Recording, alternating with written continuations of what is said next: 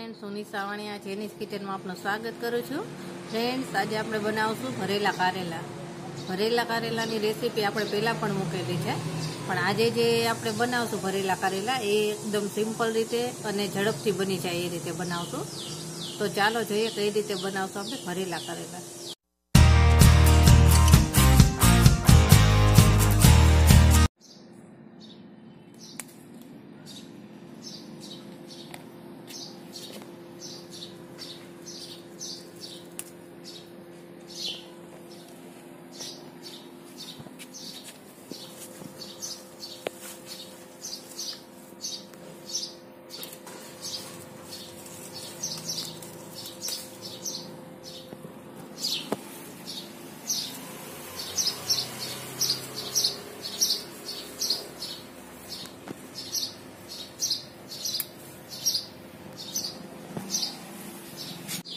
કારેલા ધોઈ લીધા છે, આને આપણે છોલી લઈશું અને છાલ કાઢી નાખવાની છે।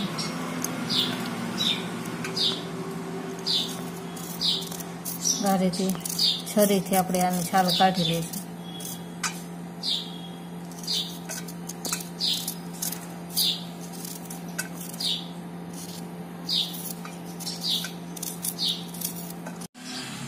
આ રીતે કાપો પાડી લઈશું ને આમાં જો આવા કડક બી હોય તો કાઢી નાખજો।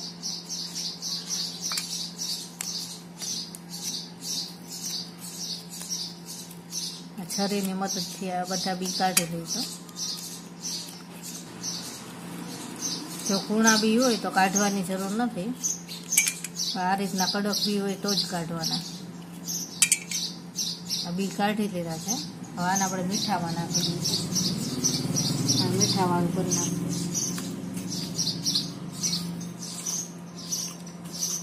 આ રીતે બધા કારેલા કરી દઈશું। બધા કારેલા આ રીતે મીઠા વાળા કરી લીધા છે, આને આપણે અડધી કલાક માટે રાખી દઈશું। અડધી કલાક થઈ ગઈ છે અને કારેલાને મેં 3 પાણીએ ધોઈ લીધા છે। આ 2 ડુંગળી સમારી લીધી છે। તો કારેલા ભરવાનો મસાલો બનાવી લઈશું। તો ખાંડણીમાં આપણે 10 થી 15 લસણની કળી લઈશું। સ્વાદ પ્રમાણે મીઠું લઈ લઈશું।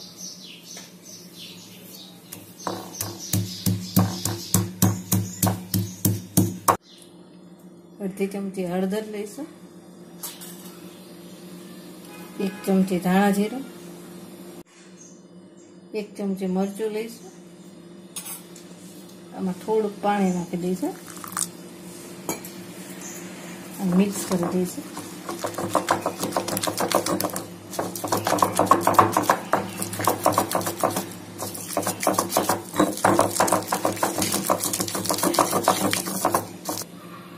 એક ચમચી ચણાનો લોટ લઈ લઈશું। આ ચણાના લોટને આપણે શેકવાનો નથી, આ કાચો જ નાખવાનો છે અને થોડું પાણી નાખી દઈશું। આ બધું મિક્સ કરી લઈશું।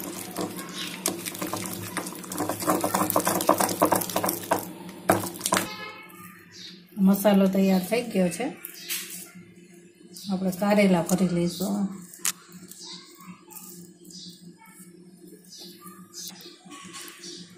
કારેલા આપણે ભરી લઈશું, આ રીતે હાથેથી જ ભરી લઈશું।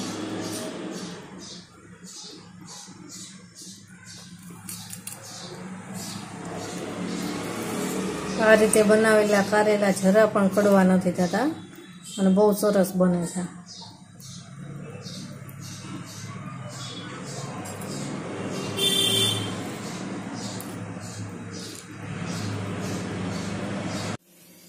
કારેલા ભરી લીધા છે, આને આપણે વઘારી લઈશું।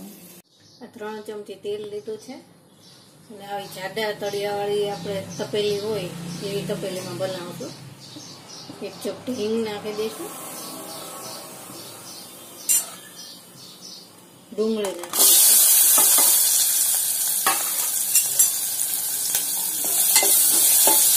ડુંગળી આપણે 1 મિનિટ માટે ફ્રાય કરશું।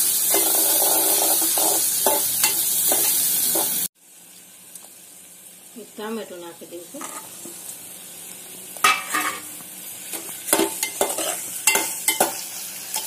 આને પણ આપણે 1 થી 2 મિનિટ સુધી પાકવા દઈશું.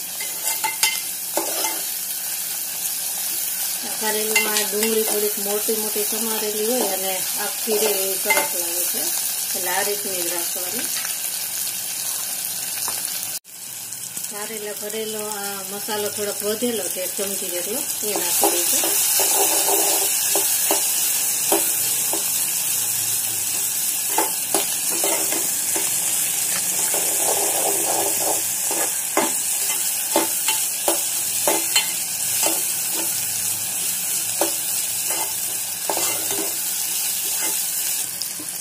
કારેલા નાખી દઈશું. કારેલાને આપણે એકદમ હળવા હાથે હલાવશું. ગેસનો તાપ આપણે એકદમ ધીમો જ રાખવાનો છે. આ રીતે મિક્સ કરી દઈશું.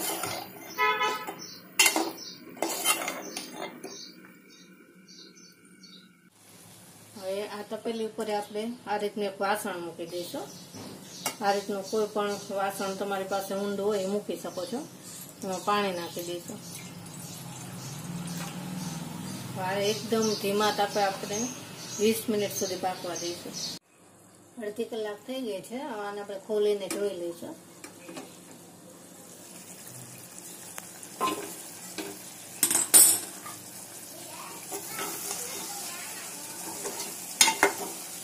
કારેલા આપણા તૈયાર થઈ ગયા છે. આ પાણીની વરાળથી ચડી ગયા છે.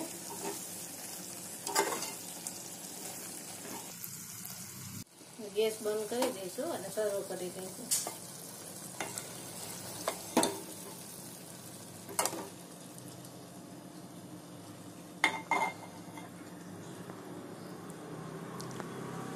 આ કારેલાનું શાક રોટલી સાથે, પરાઠા સાથે કે બાજરીના રોટલા સાથે બહુ સરસ લાગે છે.